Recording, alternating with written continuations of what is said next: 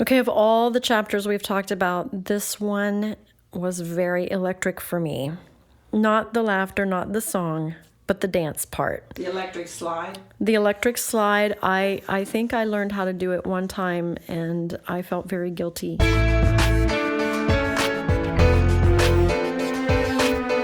Welcome to the Brand New Me podcast. I'm Frances. And I'm Pam. And we are two women passionate about helping others thrive in life, not just survive. In each episode, we're going to find creative ways to offer hope for your future through our own life experiences. So join us every week as we learn together that we really can be a brand new me.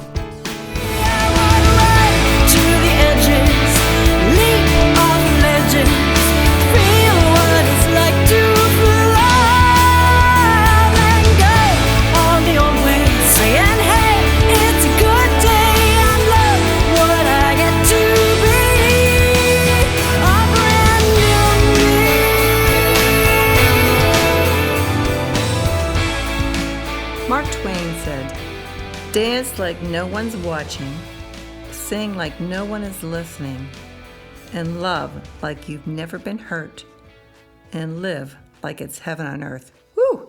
Today we're going to talk about Brené's chapter on cultivating laughter, song, and dance.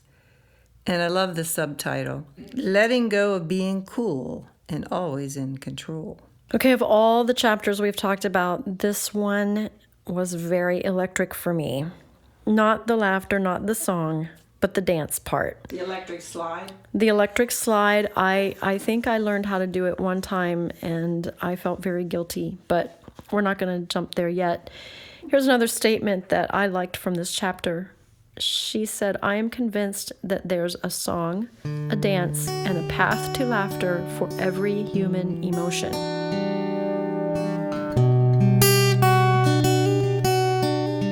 Laughter, song, and dance, which I noticed when I was taking notes, I what's the wword? I make initials out of things. Acronym. Yeah. What is that called? I don't know. It's LSD, which I don't even know what that's a drug, right? Some kind of drug you can take. But I just said LSD, it's laughter, song, and dance.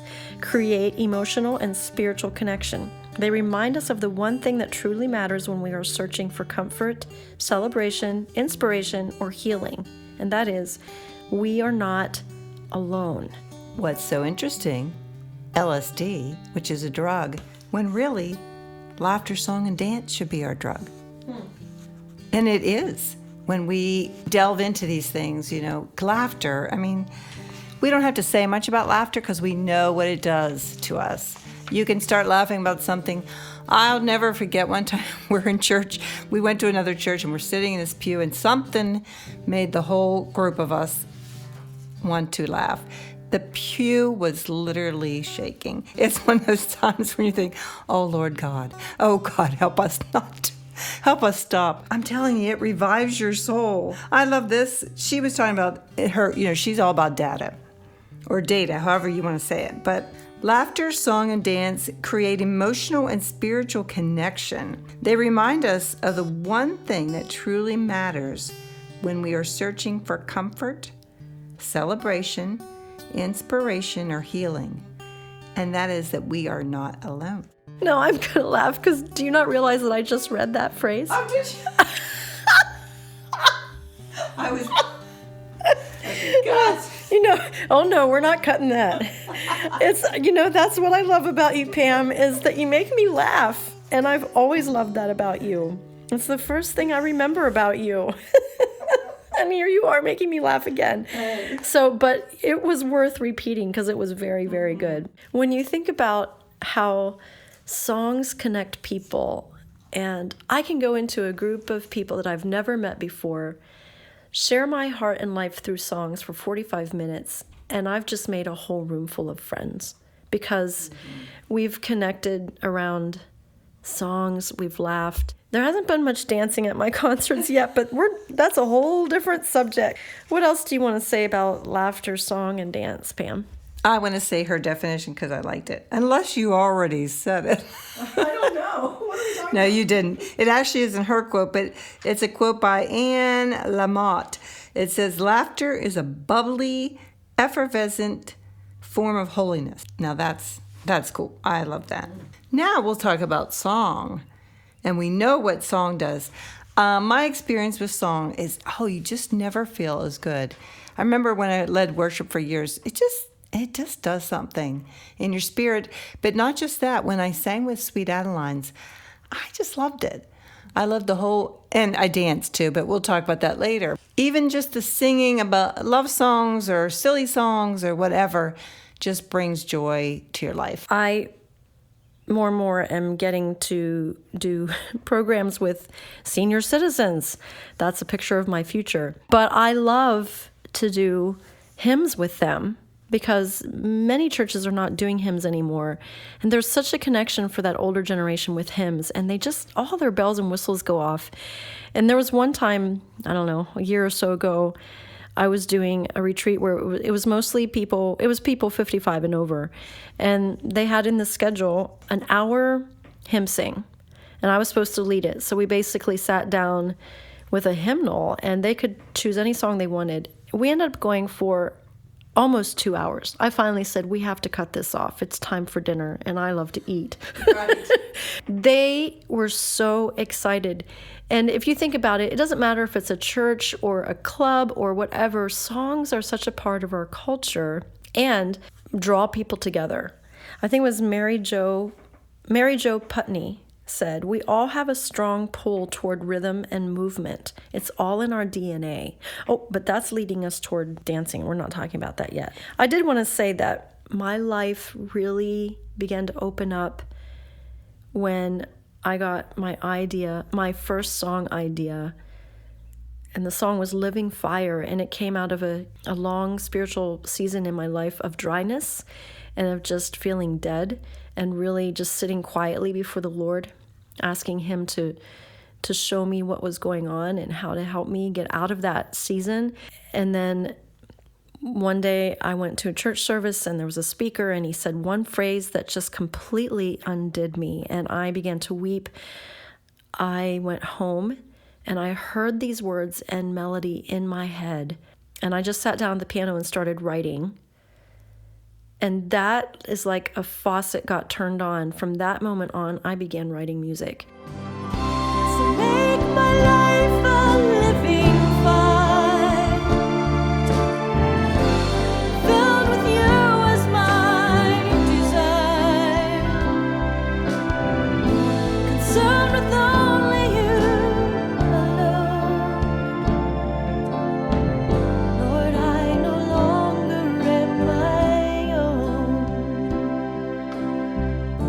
So make my life a living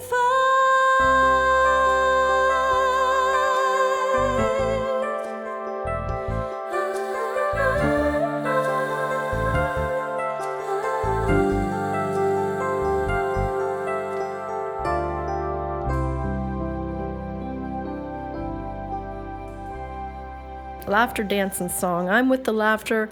I'm with the song. Do you want to lead us into the dancing section? I will, but before I do, I have to talk a little bit about my mom who sang everything.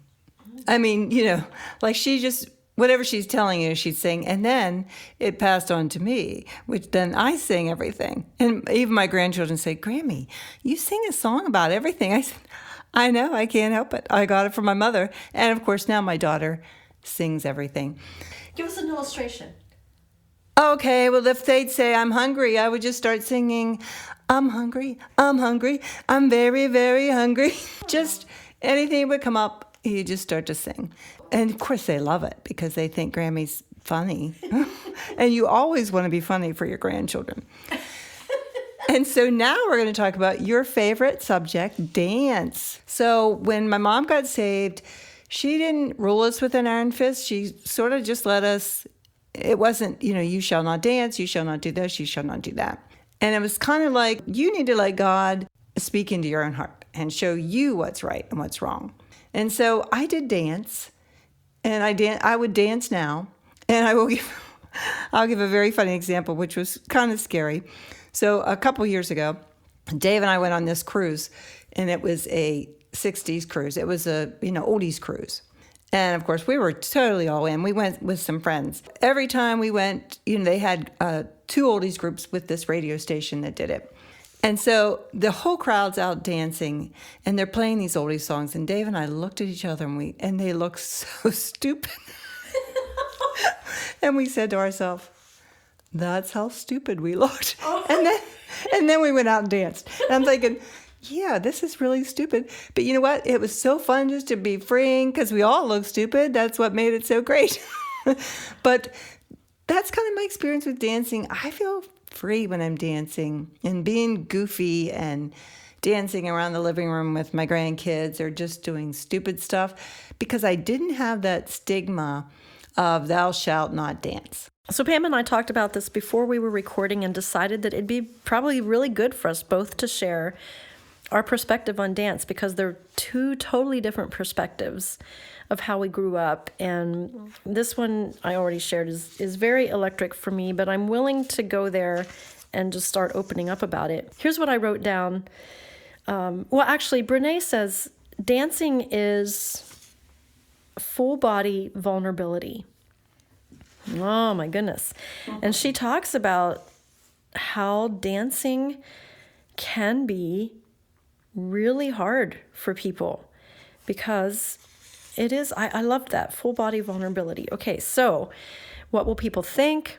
Everyone is watching, calm down, you look ridiculous, get a hold of yourself. Those don't even come close to what I feel when I'm dancing in front of people, which I rarely do, but I'm doing a little bit more of when I have a chance. So I just wrote down my first memories of dancing and my feelings attached. And here's what I came up with. I remember being taken out of square dancing at Newville Elementary. We did it in gym class. My parents removed me from that. That was a no-no. I remember watching figure skaters on TV. I loved figure skating. I wanted to be a figure skater. I loved the little outfits that they wore with their little skirts that twirled and that, came up above their thighs, a lot of them. And I can still feel inside me when it was time to turn it off because their outfits were too worldly and I could feel disapproval. Even if my parents weren't in the room, I knew when I needed to turn it off. They were too skimpy, too whatever. So figure skating led to skimpy outfits. And then, if there's another thing I could have done when I was little, I would have been the girl leading the parades with the batons and the sparkly outfits. That's totally me. We didn't even go see parades. We didn't go to the fair. There was just, again, disapproval. That was the word that kept popping up. And I'm sorry, if you know my parents, please know that I love them and we all love them and admire them. But I'm just going to be very honest and tell you this has been a real struggle for me. I was not allowed to attend the Nutcracker Ballet when my older brother and his girlfriend wanted to take me to see it. Even though the Nutcracker music was played in our home all the time, from what I can remember, I was not allowed, and it greatly disappointed my brother, and it greatly hurt me. I was just a little girl, and I so wanted to see the Nutcracker. But it was a definite no, and I'll never, ever forget that. There was a time I was allowed to dance, and that was in the living room when I got dressed up in play clothes. And then when I was skating on my own farm pond, I would dance, but I don't know that anyone ever saw me.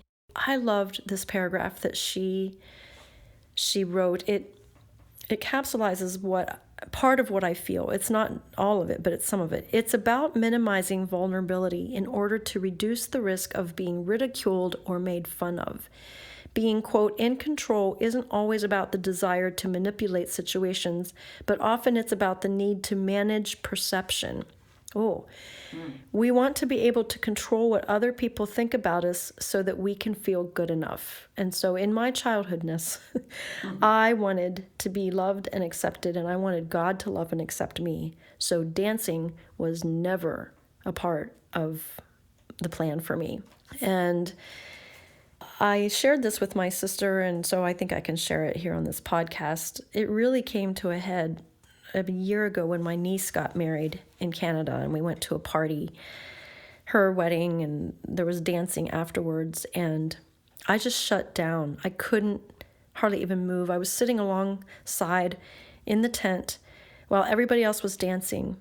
And my husband came over to me eventually and he said, "Can't you at least look like you're having fun?" And then I realized how terrible I must have looked. Number one, I was wearing clothes that I felt very ugly in, but they were cool and comfortable and traveled well. And we were in Canada and I was having hot flashes. So I wore this ugly green outfit that gave me plenty of room to have a hot flash. So number one, I felt ugly. Number two, I felt fat. And actually, the outfit was pretty. It was a pretty green, but I felt ugly in it. More just because of how I felt about me personally at that time. Then there's the whole music thing. I don't know the songs because I was not raised to listen to that kind of music because it was bad. It was evil. It made you dance. It made you wiggle. It made you do moves that would attract the opposite sex. There were so many reasons why dance was wrong, and music was just one part of it. But here I am now, a musician, and I'm sitting on the side, and I feel left out because I don't know the songs that everybody else knows, even my niece's generation, and I should know them. And I can't dance. Now, that's another thing. I do have rhythm, and I actually can dance. And when I'm alone, sometimes I'll put on music, and I can dance. But I am terrified to dance in front of anybody else, especially at a wedding. And I just had a complete meltdown. I froze. I couldn't participate. People started coming over to grab my hand and drag me out, and that just pulled me to pieces. I don't do that to people. If you see them not dancing, I would strongly recommend that you do not pull them out on the dance floor. There's probably a lot going on, but I just felt awful. And so a couple weeks later, I finally called my sister after I analyzed everything and just said, I just need to apologize for being such a party pooper at Paige's wedding. And this is what was happening. And she was so gracious about it. She always is. And it was another connection point for us to realize how strongly we had been raised in some ways. So I just say that to be transparent and say, it's hard for me to dance on so many levels. And so last year at Portraits of White, we did a song, I forget what it was, Sparkle Jolly, Twinkle Jingly. And we did a kick line. I've never done that on stage in front of anybody.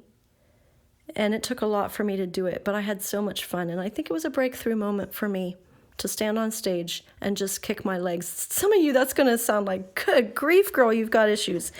Well, you have no idea how I was raised, but that's just a little window into how I was raised. Music, dance, it all fits together, and I just felt like a complete misfit. So get us out of that one, Pam. I understand that. And I know a lot of people that grew up like that, and that's how their parents felt. But it's good points because, sometimes dancing, you feel like if your kids are in dances, they're dark maybe, or when they start to get older and they're going to bars. There is atmospheres where dance is not good. But that being said, I'm going to take you and we're going to learn the electric slide and maybe learn some line dancing because I love it. I enjoy it very much. It brings joy to me just to be free, and that's what God wants us to be. He wants you to let loose and be free. I love to kick line.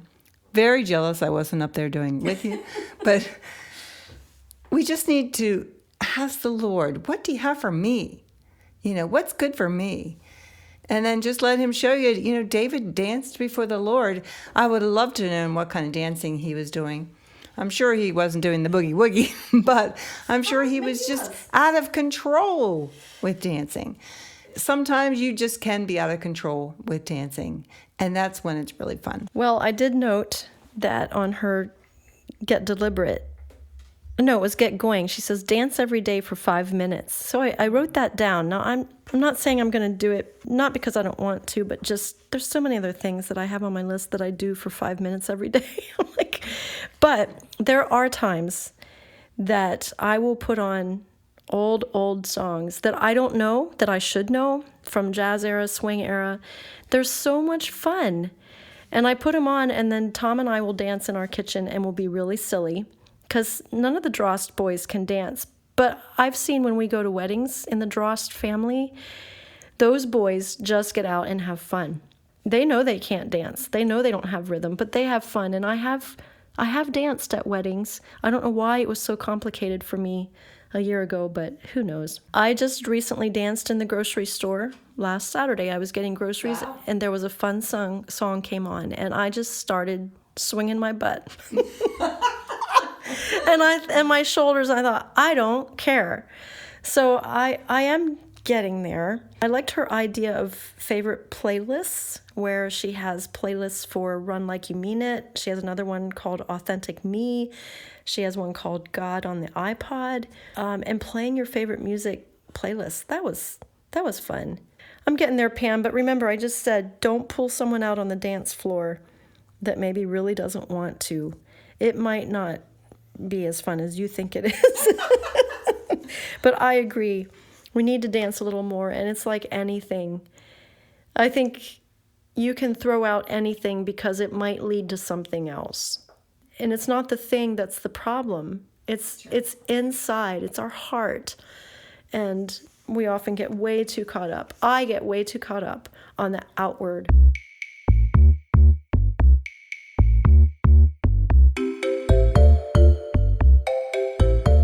Here are Brené's final thoughts for this whole book that we've gone through. And I'm just going to read it. What's the greater risk? Letting go of what people think, or letting go of how I feel, what I believe, and who I am?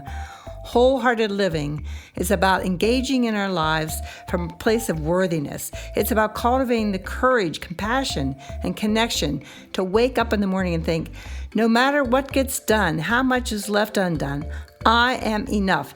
It's going to bed at night thinking, yes, I'm imperfect and vulnerable and sometimes afraid, but that doesn't change the truth that I am also brave and worthy of love and belonging.